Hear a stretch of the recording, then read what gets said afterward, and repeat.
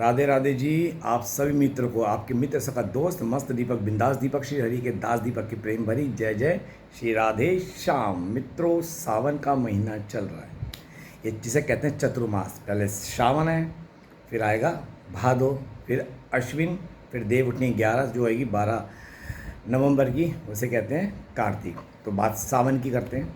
ये चतुर्मास चल रहा है, जैसा कि आप सबको पता है। इस चतुर्मास में सारे देवी देवता कहते हैं देव सो गए, जिसका वीडियो बना चुका हूँ। देव नहीं सोते। इन 4 महीने में सारे देव श्री हरि की साधना करते हैं, स्वर्गलोक में आराधना करते हैं, उनसे मनवांछित फल मिलते हैं जो वो हमें देते हैं। देवता माने देना, जो हम देवताओं की उपासना करते हैं तो देवता जो भी हमें देते हैं श्री कृष्ण से लेकर ही देते हैं। इसलिए तो मैं डायरेक्ट कहता हूँ श्री कृष्ण को पूजो, जो सबको देता वो हमें भी देगा, और उसी के नाम ध्यान से हमें मुक्ति मिलेगी, भवसागर मिलेगा। देवों की भक्ति करके संसार का सुख साधन मिलेगा, जो हमें पाप और भोग की तरफ ले जाएगा और नरकगामी बना देगा। ठीक है, तो बात करते हैं आज सावन की। सावन को कहते हैं श्रवण मास। श्रवण क्यों? सुनने के लिए। क्या? सत्संग। श्रवण क्यों कहते हैं? सावन बोल दिया जाता लेकिन श्रवण मास बोला जाता, मतलब सुनना। श्रवण माने किसका? क्या सुनना? हरि कीर्तन। सावन के अंदर क्या होता है? अत्यधिक बारिश होती है। बारिश होती है तो ज़मीनी कीड़े जो भी होते हैं विषैले, वो पानी से बाहर निकलते, छोटे छोटे कीट पतंग, क्योंकि पानी ज़मीन पे जाएगा तो कीट पतंग निकलेंगे। तो ऐसे में साधु संत महात्मा क्या करते हैं? धरती पे कदम नहीं रखते, जहाँ होते हैं अपने आश्रम में रहते हैं या पहाड़ों पे वहीं रहते, ताकि उनके चलने से कोई कीट पतंग मर ना जाए।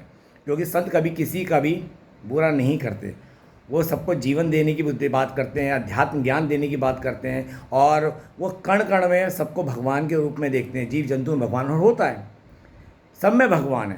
तो कण कण में जो होते हैं छोटे छोटे जीव में भगवान होते हैं। तो ऐसे में साधु संत महात्मा का बहुत अच्छा होता है, जहाँ रहते हैं वहाँ सत्संग करते हैं।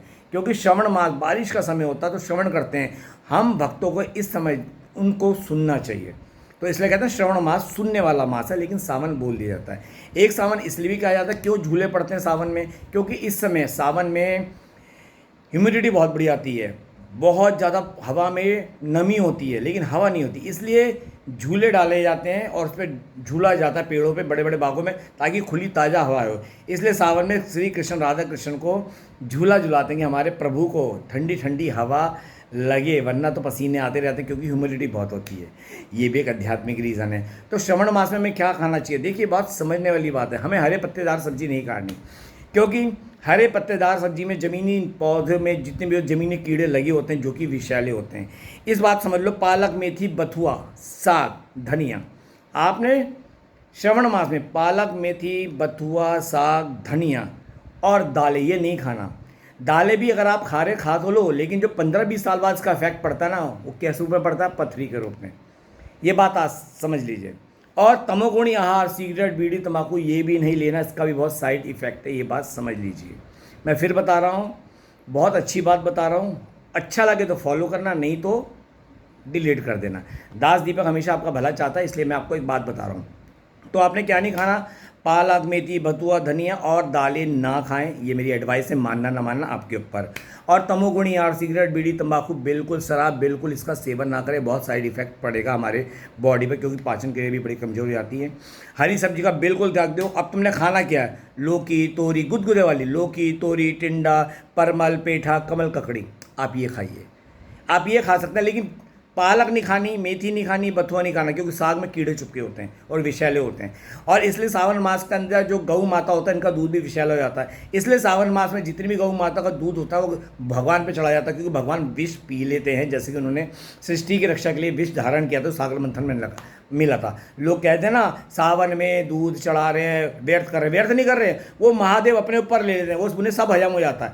वो विष सब कुछ हजम कर जाता है। इतना बड़ा विष उन्होंने हलाहल विष अपने गले में धारण कर लिया, पी लिया सृष्टि की रक्षा के लिए।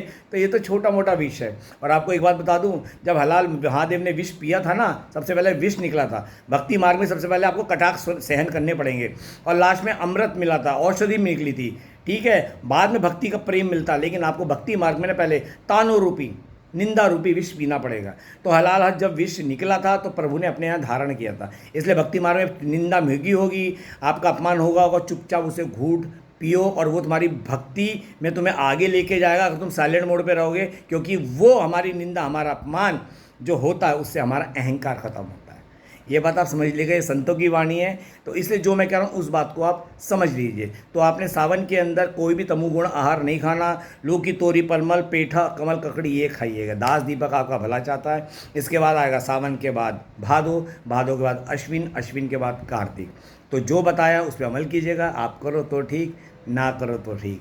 दास दीपक की वृंदावन की पावन धरा से आप सभी को प्रेम भरी राधे राधे। फिर कहता हूँ, सनातन धर्म परम था, परम है, परम ही रहेगा। धर्म तो एक सनातन है, बाकी सब भ्रम है। मन माने ढंग के बनाए धर्म में कुछ भी नहीं दम है। जिस तरह से बिगर नींव के कोई मकान नहीं दिखता, तो बिगर नींव के, सनातनी नींव के कोई धर्म भी नहीं बनता। धर्म तो अपने आप में एक सनातन है, जिसकी नींव पूरे ब्रह्मांड में फैली है। सनातन मतलब श्री कृष्ण, और मैं श्री कृष्ण का दास। तो सावन में इन चीज़ों को ध्यान रखिएगा जितना हो सके। और एक चीज़, ये मैदा की चीज़ें भी मत खाइएगा, बिस्कुट वगैरह बेकरी का, ये भी बहुत घातक होता है सावन में। तो ठीक है मित्रों, आज का वीडियो यहीं विराम करते हैं। मिलते हैं अगली वीडियो में। तब तक के लिए दास दीपक के आप सभी को वृंदावन की पावन धरा से प्रेम भरी जय जय श्री राधे श्याम।